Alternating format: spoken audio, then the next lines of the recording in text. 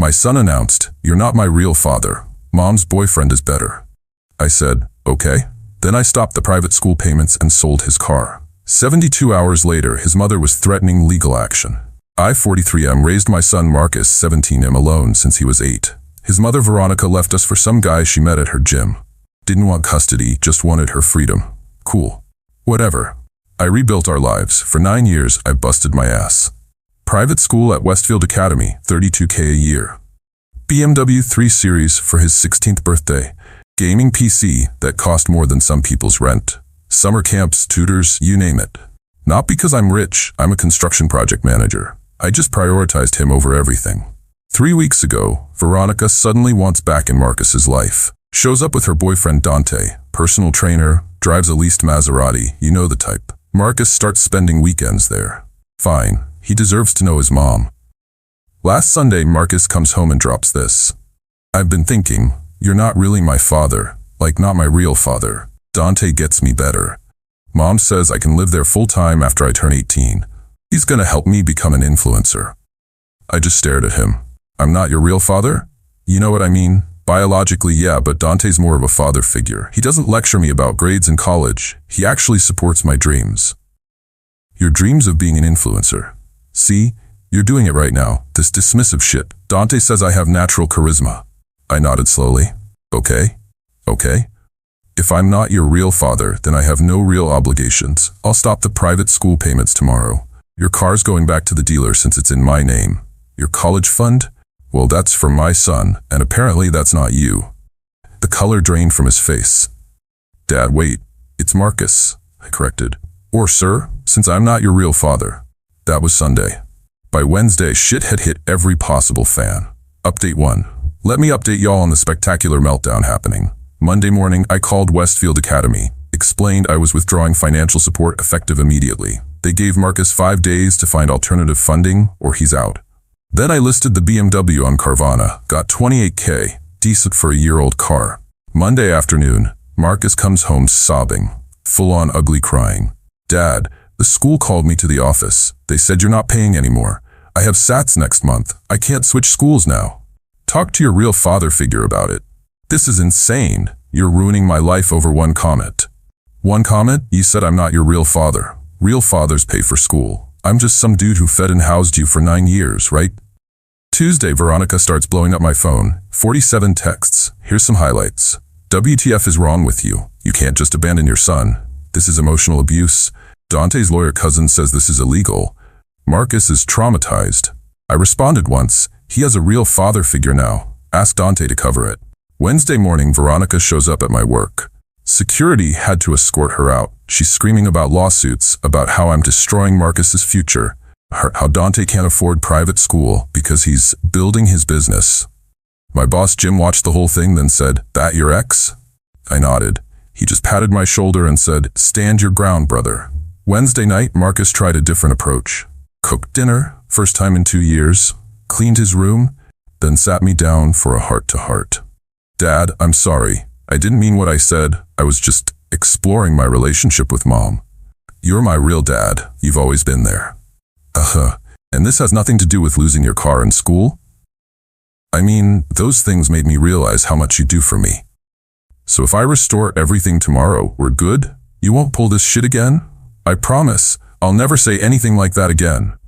And when Dante buys you a Maserati for graduation, when Mom offers you a room in their penthouse, what then? He couldn't look me in the eye. That's different. Get out of my sight, Marcus. Today's Thursday. The school wants payment by tomorrow. Marcus has been alternating between rage, tears, and love bombing. Veronica's threatened legal action 6 times. He apparently blocked her number after she asked him for $32. I'm sitting here with a beer looking at Marcus's college fund statement, $127,000, wondering if I should use it for that motorcycle I've always wanted. More updates coming. This is far from over. Update 2. Buckle up because this week has been wild. Friday, deadline day, Marcus stayed home sick from school. Kid was in full panic mode, rotating between his mom's place and mine, trying to broker some kind of deal. Around noon, Veronica shows up with her sister Gabriella and, I shit you not, Dante's mother Rosa. Rosa's the 65-year-old woman who apparently thinks her son walks on water. She starts lecturing me about family values. In our family, we don't abandon children over words. My Dante would never.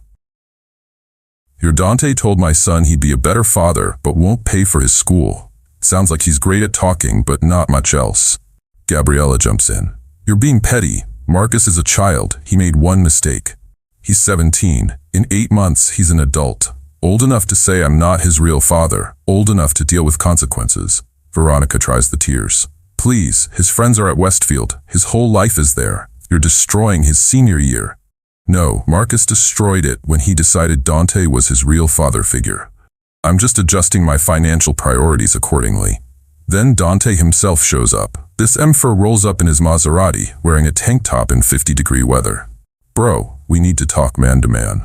Sure, you got $32? Listen, what Marcus said was out of pocket, but you're taking it too personal. Kids say dumb shit, and adults deal with consequences. You wanted to be his father figure? Congrats.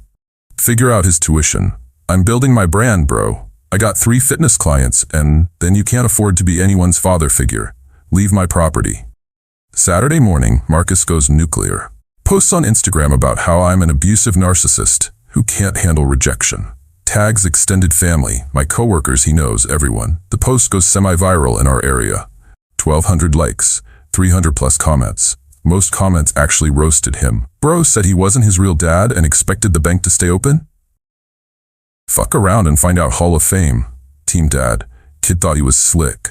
But Veronica's friends and family came out swinging. My phone was blowing up with messages calling me heartless, saying I'm traumatizing a child, that I should be ashamed. My brother Carlos texts, saw Marcus's post? Want me to comment? Me, nah, let him cook. BTW, I'm unfollowing him. Kid's an ungrateful punk. Sunday, yesterday, the real comedy begins. Marcus gets officially withdrawn from Westfield, has to enroll in public school for senior year. It's actually a decent school, but to him, it's like being sent to prison. He barges into my room at 7 a.m. I have to go to Jefferson High. Do you know what kids from Westfield call Jefferson? Juvenile Hall High. Sounds like a personal problem. I won't get into Columbia now. My whole academic record is ruined. Talk to Dante. Maybe he knows someone in admissions. Stop saying that. You're my father. Nah, I'm just some guy you're biologically related to. Your words. But here's where it gets really good. Sunday afternoon, I get a call from my lawyer friend, Keith. Veronica actually tried to file some kind of emergency custody modification, claiming I'm financially abusing Marcus. Keith's laughing his ass off. She wants the court to force you to pay private school tuition. Judge looked at the filing and said, Ma'am, your son is 17, and private school isn't a necessity. Case dismissed. Last night around 11 p.m., Marcus leaves a note under my door. Dad, I fucked up. I know I fucked up. Mom and Dante have been filling my head with stuff about how you're holding me back, how you're too strict, how I could be more without your rules. I believed them because I'm an idiot. I see now that Dante can't even afford his own car lease. Mom lives in a 1-bedroom apartment. They sold me dreams they can't afford. I'm not asking for Westfield back. I know that bridge is burned. I'm just asking for you to be my dad again. The real one. The only one. Marcus, I kept the note. Still thinking about my response. This morning, Veronica sent one final text. You won. Hope you're happy. Marcus cried all night. I responded, I didn't win anything. I just stopped losing. We'll update after I figure out how to handle the note. Your boy needs another beer. Update 3.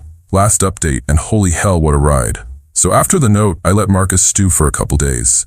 Kid was walking around like a ghost, barely eating, coming straight home from his new school, no Instagram posts. Even cleaned the kitchen without being asked. That's when I knew he was desperate. Wednesday, I finally sat him down. Let's talk about your note. He immediately starts crying. Not the manipulative tears from before. Real ugly snot bubble crying.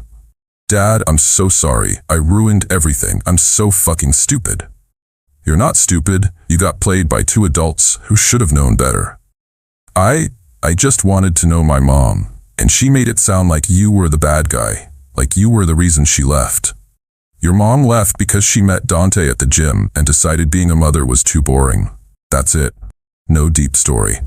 She said you were controlling, that you wouldn't let her pursue her dreams. Her dream was to be a fitness influencer. She had 200 followers and spent our mortgage money on supplements she never sold. But sure, I was the problem. Thursday, shit got nuclear. Apparently, Dante got arrested. Turns out Mr. Maserati was running a supplement scam, selling fake pre-workout as pharmaceutical grade to his clients. One of them ended up in the hospital. Cops found 50 calories worth of counterfeit products in his apartment. Veronica calls me screaming, "This is your fault. If you hadn't been so petty about Marcus, I wouldn't have pressured Dante about money. He only did this because I was stressing him." "So your boyfriend commits fraud and it's my fault?" Olympic-level gymnastics there, Veronica. "I need money for his bail." I laughed so hard I nearly dropped my phone. Ask his mother. She seems to think he's perfect. Friday was senior skip day at Jefferson High, but Marcus went anyway. Came home and said, "It's actually not that bad. The kids are more real, less pretentious. This one girl, Maya, she's in my AP Calc class. She's really smart." "Yeah?" She said she saw my Instagram post, told me I was an entitled dickhead who deserved what I got. Sounds like a smart girl. I think I like her. Focus on graduation first, Romeo. Saturday, the doorbell rings at 8 a.m. It's Rosa, Dante's mom, and Gabriella, Veronica's sister with Veronica. They want to make peace. I'm standing there in boxers and a robe, coffee in hand, already over this shit. Rosa starts, "My son is in jail because of this situation. You've destroyed 2 families. Your son is in jail because he's a criminal. That's on him. Marcus needs stability. You should at least give him his car back. I'll buy him a used Honda when he graduates, if he graduates with over a 3.5 GPA. Veronica, looking like she hasn't slept in days. "Please, I know I fucked up. I know I said horrible things, but Marcus shouldn't suffer because I'm an idiot." "You're right, he shouldn't. That's why he suffered, because he's an idiot. He made his choice. He's a child who's about to be an adult. Better he learns now that words have consequences." They left after more screaming. Veronica's now living with Gabriella since Dante's apartment is a crime scene. Poetic. Sunday, yesterday, Marcus and I went to get his stuff from Westfield. Kid was obviously embarrassed, but he handled it. His ex-girlfriend Brittany actually stopped him to say, "I heard what happened. You kind of deserved it, but I'm sorry it went down like that." On the drive home, Marcus says, "Dad, I've been thinking about college." "Yeah?" I don't think Columbia is realistic anymore. Even with my grades, Westfield was my edge. But Jefferson has a good engineering program partnership with State. Maybe I could do 2 years at community, then transfer?" I nearly crashed the car. "You're considering community college? You?" Maya's doing it. Says it's smart financially. Her parents make good money but have 3 kids. She's paying her own way. This Maya sounds like good people. Can I still use my college fund for State or community? That money's for your education. Always was, but you're getting a job this summer, and you're paying for your own gas and insurance when you get that Honda. Deal. Dad, are we good? We're getting there, kid. We're getting there. This morning, I woke up to Marcus making breakfast. Eggs were runny and bacon was burnt, but he tried. He's at school now, probably trying to impress this Maya girl with his newfound humility. Veronica's been quiet since Dante's bail was denied. Apparently he's looking at 3 to 5 years.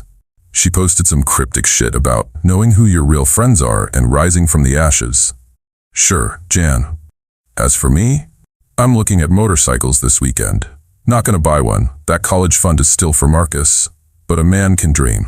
To everyone who said I went too far, my kid learned that actions have consequences. He learned that you don't shit on people who love you for people who just talk pretty.